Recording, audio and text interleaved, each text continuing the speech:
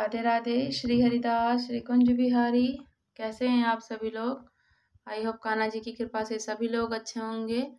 हमारी श्री जी के दर्शन कर लीजिए। श्री जी देखिए कितनी प्यारी लग रही हैं, हमारी श्यामा जो। और हमारे लाला जी के दर्शन कर लीजिए। लाला जी भी बैठे हैं तैयार होकर के रेडी से अच्छे से। और हमारे नन्हे कृष्ण भी बैठे हैं। देखिए दोनों का श्रृंगार कितने प्यारे लग रहे हैं। व्हाइट वस्त्र में तो और भी सुंदर लगते हैं। और आज मंडे है तो मंडे का दिन भी हम लाला को व्हाइट वस्त्र धारण करा देते हैं, क्योंकि उनको मंडे में व्हाइट वस्त्र बड़े ही प्रिय होते हैं। तो इसलिए मैं उनको मंडे में व्हाइट वस्त्र धारण करा देती हूँ और सुंदर लगते हैं हमारे श्री जी तो। और आज कार्तिक मास का दूसरा दिन है, कार्तिक स्नान का दूसरा दिन। तो हम कार्तिक मास की कथा स्टार्ट करते हैं। कार्तिक मास महात्म्य कथा अध्याय 2।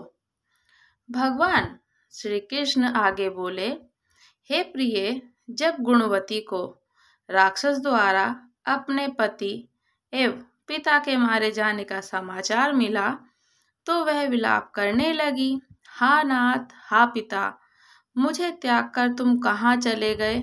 ऐसा कहती हैं कि हा नाथ, हा पिता, मुझे त्याग कर तुम कहाँ चले गए? मैं अकेली स्त्री तुम्हारे बिना अब क्या करूं? अब मेरे भोजन, वस्त्र आदि की व्यवस्था कौन करेगा? घर में प्रेम पूर्वक मेरा पालन पोषण कौन करेगा? मैं कुछ भी नहीं कर सकती। मुझ विधवा की कौन रक्षा करेगा? मैं कहाँ जाऊं? मेरे पास तो अब कोई ठिकाना भी नहीं रहा। इस प्रकार विलाप करते हुए गुणवती चक्कर खाकर धरती पर गिर पड़ी और बेहोश हो गई। बहुत देर बाद जब होश आया उसे, तो वह पहले की ही भांति करुण विलाप करते हुए शोक सागर में डूब गई। और कुछ समय के पश्चात जब वह संभली तो उसे ध्यान आया कि पिता और पति की मृत्यु के बाद मुझे उनकी क्रिया करनी चाहिए, जिससे उनकी गति हो सके। इसलिए अपने घर का सारा सामान बेच दिया और उसे प्राप्त धन से उसने पिता और पति का श्राद्ध आदि कर्म किया। तत्पश्चात उसी नगर में रहते हुए 8 पहर भगवान विष्णु की भक्ति करने लगी।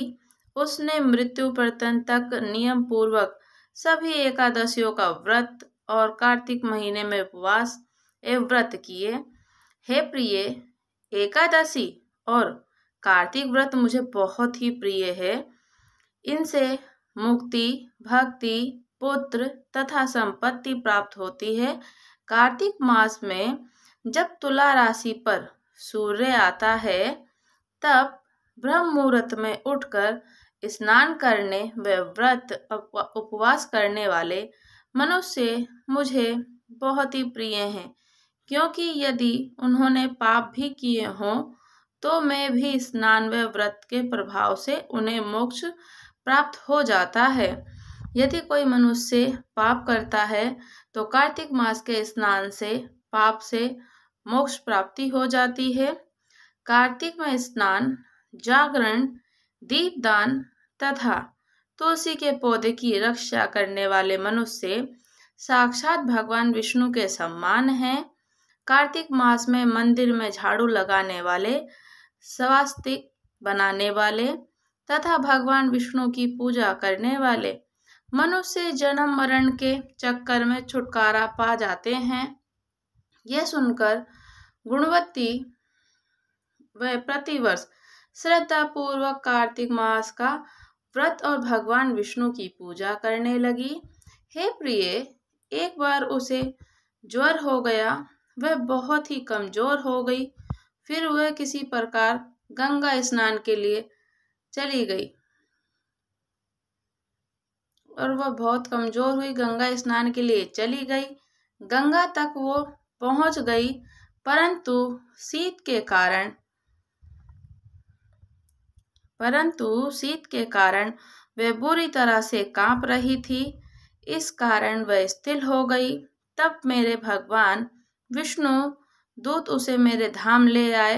जब मेरे पास उसको मेरे धाम ले आए सभी दूत, तत्पश्चात ब्रह्मा आदि देवताओं की प्रार्थना पर जब मैंने कृष्ण का अवतार लिया तो मेरे गण भी मेरे साथ इस पृथ्वी पर आए, जो इस समय यादव हैं। तुम्हारे पिता पूर्व जन्म में देवशर्मा थे तो इस समय सत्राजित हैं। पूर्व जन्म के चंद्र शर्मा तो जो तुम्हारे पति था वह डाकू है, और हे देवी तू ही वह गुणवती है।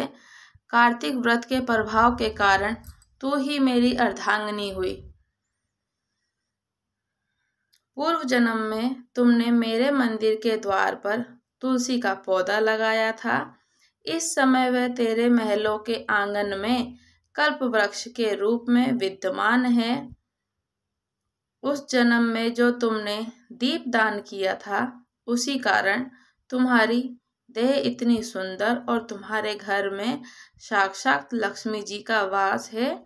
चूंकि तुमने पूर्व जन्म में अपने सभी व्रतों का फल पति स्वरूप विष्णु को अर्पित किया, उसी के प्रभाव से इस जन्म में तुम मेरी प्रिय पत्नी हुई। पूर्व जन्म में तुमने नियम पूर्वक जो कार्तिक मास का व्रत किया, उसी के कारण मेरा और तुम्हारा कभी वियोग नहीं होगा, हम कभी विलंग नहीं होंगे। इस प्रकार कार्तिक मास में व्रत आदि करने से मनुष्य मुझे तुम्हारे समान प्रिय होते हैं। दूसरे जप तप यज्ञ दान आदि करने से प्राप्त फल कार्तिक मास में किए गए व्रत के फल से बहुत बड़ा होता है। अर्थात कार्तिक मास के व्रतों को 16वां भाग भी नहीं होता। इस प्रकार सत्यभामा भगवान श्री कृष्ण के मुख से अपने पूर्व जन्म के पुण्य का प्रभाव सुनकर बहुत प्रसन्न हुई। और यहीं तीसरा पाठ समाप्त हुआ, दूसरा पाठ समाप्त हुआ अध्याय 2। अब तीसरा अध्याय होगा कल। जब तक के लिए राधे राधे। श्री हरिदास श्री कुंज बिहारी। और हमारे लाला के चैनल को सब्सक्राइब करें, लाइक करें, कमेंट करके और शेयर करें। हमें कमेंट करके बताएं कि लाला और श्री जी का श्रृंगार कैसा लग रहा है। राधे राधे। श्री हरिदास श्री कुंज बिहारी।